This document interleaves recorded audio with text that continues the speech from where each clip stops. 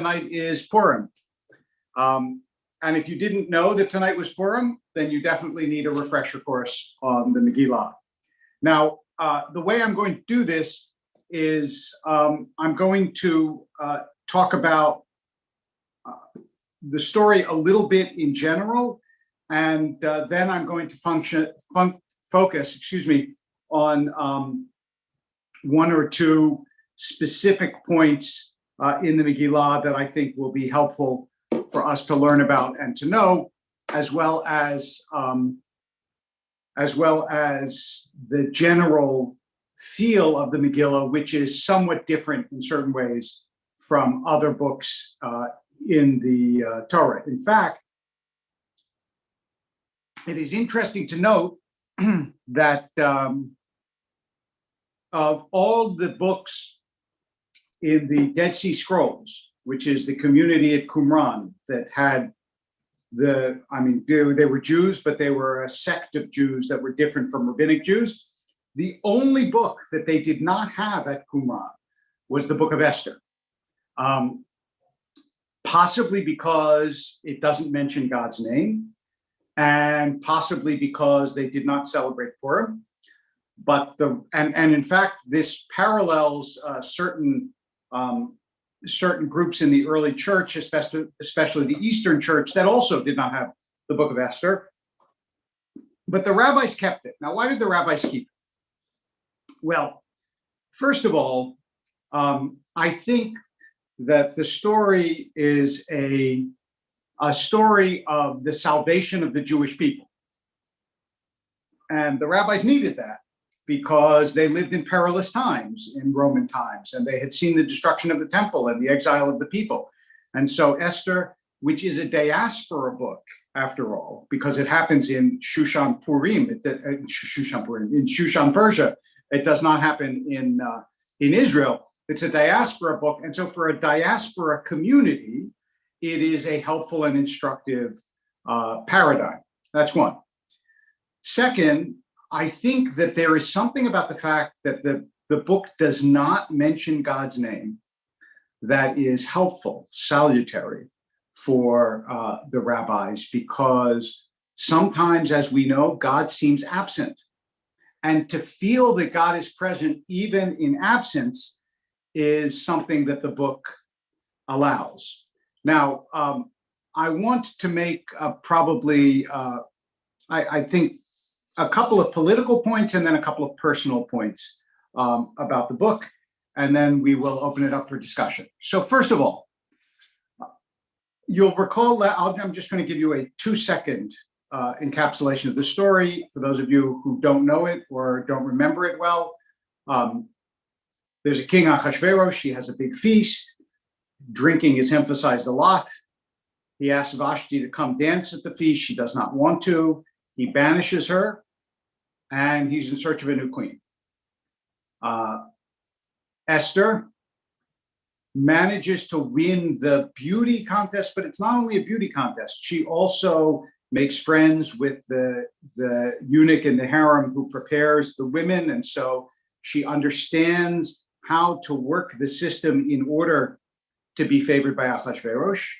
And all of this is to some extent orchestrated by Mordechai, who is her uncle cousin, and not only is wise, but in the course of the story, the king becomes indebted to Mordechai because Mordechai sits by the gate of the city and hears plotting made against Ahasuerus, and reports it to the king and saves the king. So those are the dynamics. Now Esther becomes the queen. Mordechai is someone that Ahasuerus is indebted to. Things are fine. Along comes Haman, and Haman somehow, and we will go into the details in a second, both becomes important in the court and conceives a hatred of Mordechai. Esther finds out about it, and even though Haman had planned to kill Mordecai. What happens in the end is, of course, Haman is killed and his children are killed. And then there is a sort of mass war / slaughter at the end of the book that we will come to. So, a couple of things. First of all, politically, Mordecai doesn't bow down to Haman. And the general, not very reflective takeaway on this is that it's because Jews don't bow down to people, they only bow down to God. That's actually not true. There are any number of cases where, in fact, Jews do bow down to other people. I have a quick sampler of a couple of cases right here. Moses, for example, bows down to his father-in-law Jethro.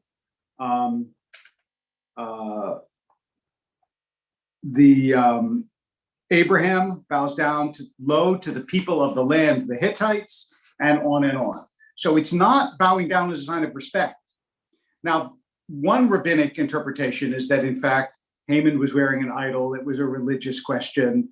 And you could imagine that Haman had feelings of grandiosity about himself and was actually asking for a worshipful kind of bow down, or was wearing an idol and was asking for a pagan kind of bow down, and that's why Mordecai didn't do it. But I think a probably better reading is in the first 2 chapters, Achashverosh is consulting with his advisors. By the 3rd chapter, Haman is the only guy. It's like the other advisors have been made into second-class advisors. And there is a sense in which, if you read carefully, you feel as though Haman is trying to take over the power that Mordecai has. And the fear here, the reason not Mordecai has, that Achashverosh has, and the fear here is that there is a coup, a usurpation happening, and Mordecai senses that Haman is a danger and wants to align himself against Haman, not part of the pro-Haman forces. Keep that thought in mind because of what happens next. So, up to this point, Achashverosh has not known that Esther is Jewish. Mordecai tells Esther, don't let Achashverosh know who you are. And she doesn't. But now the time has come when Haman's threatening the Jews, it has become imperative for Esther to be honest with Achashverosh. And it's a risky strategy because there clearly is this underlying hostility to Jews. If there wasn't, Mordecai never would have advised Esther not to tell Achashverosh in the first place, right? Tell the king you're Jewish. What does he care? He marries a Jew.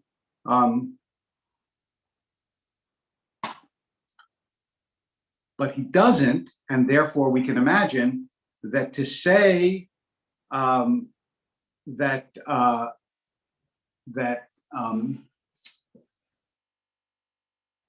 Esther now has to reveal herself means that there is a genuine worry that Esther will be killed for it, banished for it. I mean, remember what happened to Vashti. We don't know exactly what would happen. So, but Mordecai says to Esther that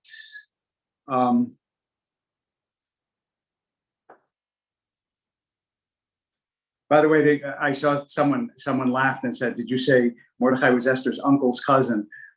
So the reason is because what the text says is that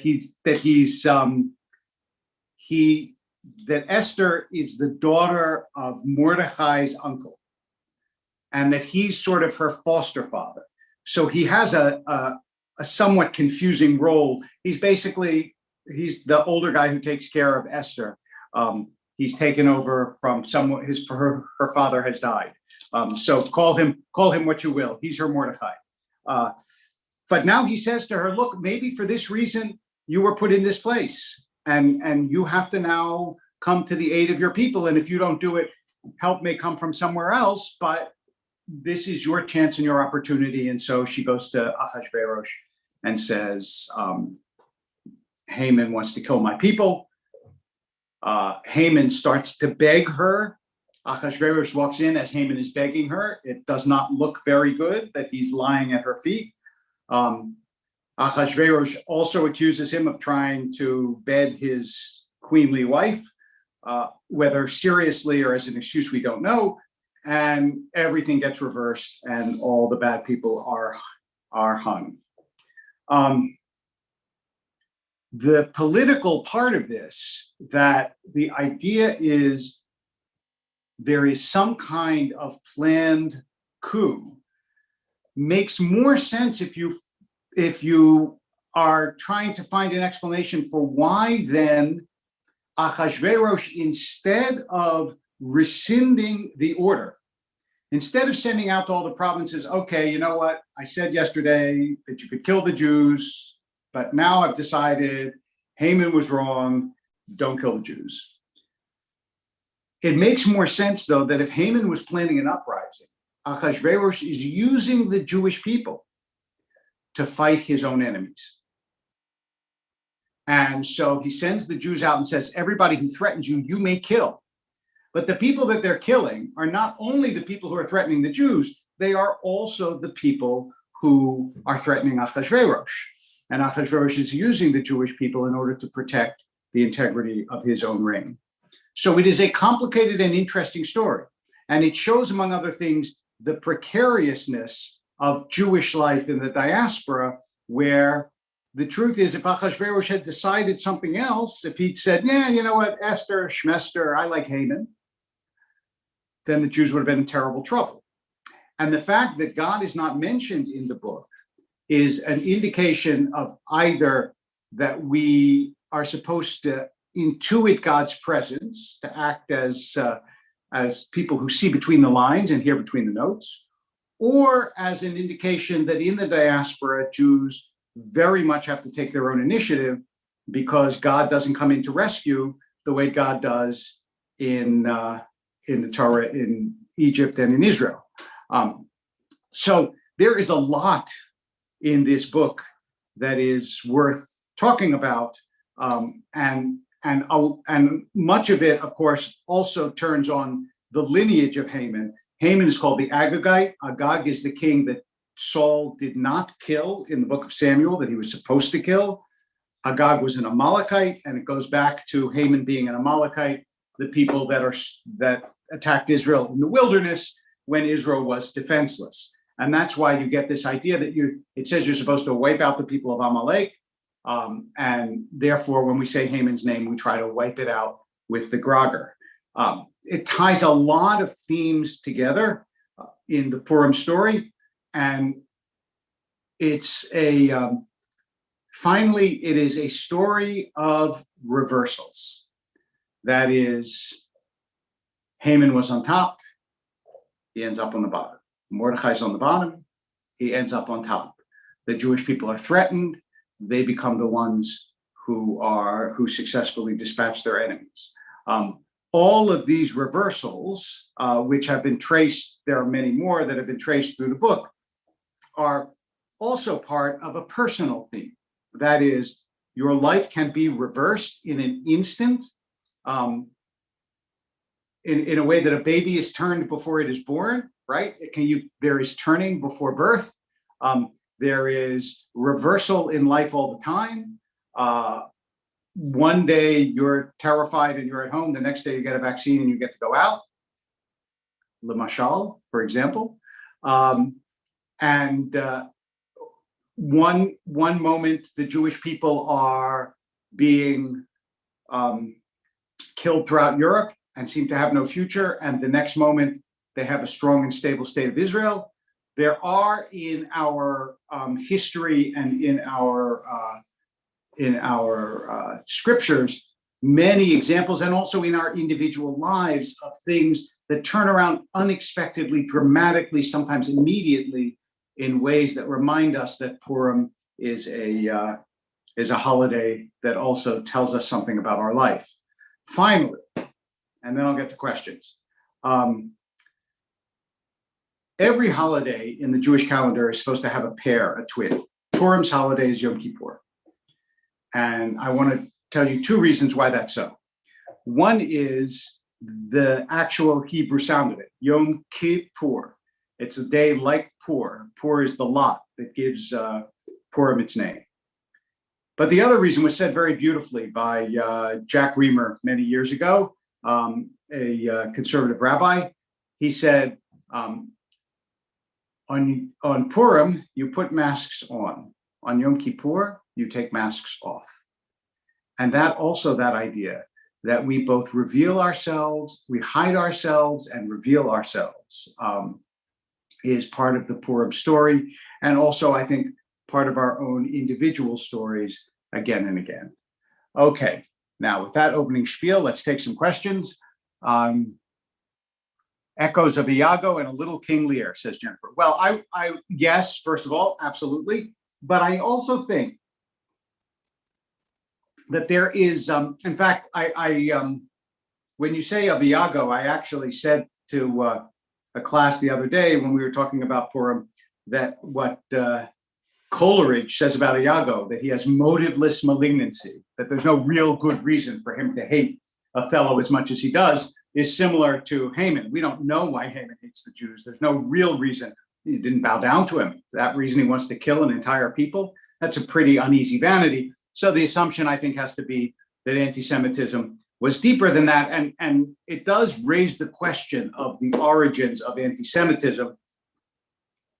And while we may not be able to delve into that too much this morning, I think that the otherness of the Jewish people is clearly a part of it, and that's one thing.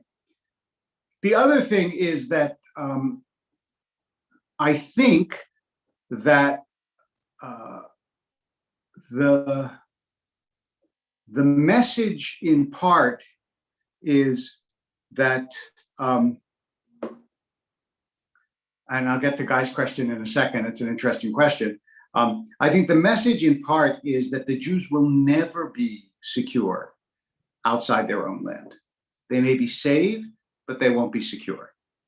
And Guy, when Guy asked, would it have been better if Mordecai had kept quiet about the assassination plot?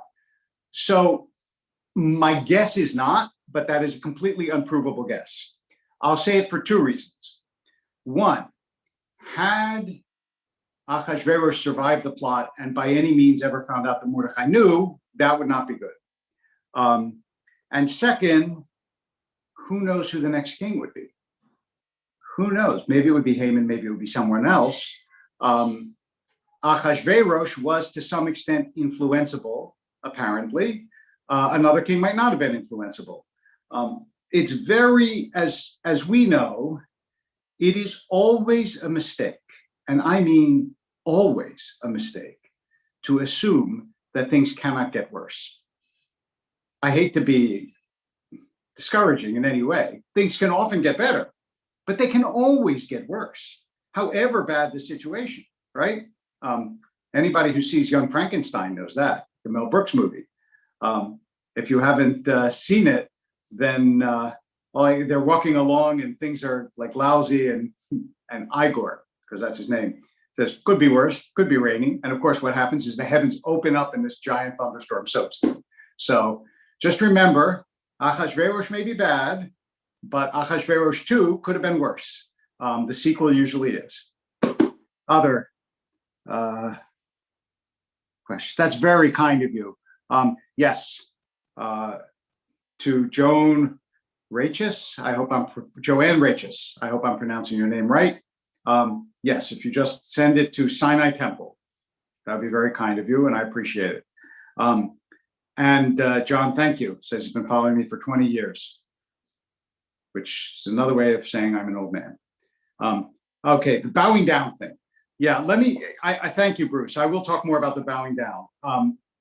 then Sephardic Mizrahi, very astute about Joseph. Let me say something about Joseph. So bowing down to Joseph. So the bowing down thing is that Jews are not allowed to bow down to a religious image, to anything that seems like God, but as an act of respect to another human being, there's no prohibition against it, because it's just an act of respect. Now, in the book, in Esther, it says korim umishtachavim. Sorry, those two words, which are the two words that are used in the Aleinu when we actually bow down before God. So there is a hint that Haman is asking for more than just typical bowing down, that he's asking for some kind of religious obeisance. And that became then a Jewish sort of meme, I would say, that Jews don't bow down because of that. But as we see from other instances in the Torah, bowing down to somebody just like, courteously or something like that, there is no prohibition against it. Now, would a Jew, for example, bow down and kiss the Pope's ring? Let's take that as an example. So I had the opportunity to meet the Pope. We all stood up and shook his hand.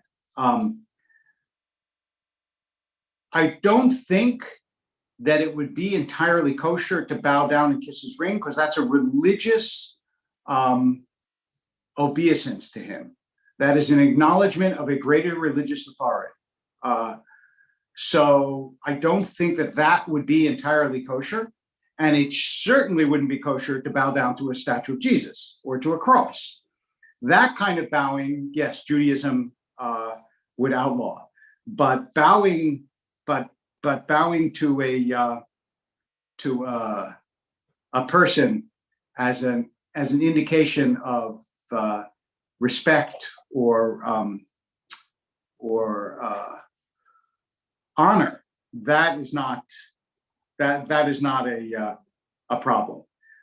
Now, having said that, Joseph, there are many parallels with the Joseph story and the Megillah story. Just as a few examples of the parallels that we're talking about. Haman rises to the same kind of position that Joseph does. And it shows you the difference between being the effective advisor to the king and doing the right thing, and being the effective advisor to the king and be doing the wrong thing, right? Second, it's about Jewish power in the halls of power, Esther, Joseph, in a diaspora community. Third, it reminds you how much change of leader changes Jewish situations. There arose a Pharaoh who didn't know Joseph. That's really the explanation we get for why one day in Egypt they're doing great, and the next day in Egypt they're going to be enslaved and crying out to God. And then finally, there is this struggle of the Jewish people against the majority population, and obviously God's intervention in the Exodus story is much more immediate and powerful than in the Purim story.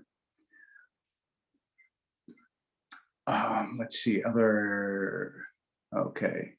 I don't know if we have other questions. Are there other questions here that need responses to? Yeah, Joseph's dreams in prison, exactly. So the other small piece of this, which is not exactly, but it's kind of interesting, is the position of Vashti. Because I have heard, people said it used to be that the only person that little girls would dress up was like Esther, and all the boys would dress up like Mordecai. But then Vashti comes along, and people see Vashti as a somewhat heroic figure in a way, because she defies the king. And the rabbis assume that Vashti is the one who has the royal inheritance, that Mordecai was a commoner and was elevated in part by his marriage to Vashti, which is one of the reasons why she thought, I'm safe opposing him, I'm not going to get in trouble. But she was wrong. So that gives a different twist to the story, that Vashti becomes a figure of consequence, and and you could spin all sorts of stories about what happens to Vashti afterwards as well. But the Megillah is an interesting and different sort of story from the usual story, and it has the feel and part of a fairy tale because things work out so neatly, the reversal. But it also has the feel of the reality of the Jewish situation throughout history, and our precariousness and our unease. So there is that too. And if there's nothing else, then I will wish you a Chag Purim Sameach and look forward to seeing you next week with Ki Tisa, idolatry, golden calf. Stay tuned. There's lots of Torah to come. Bye-bye.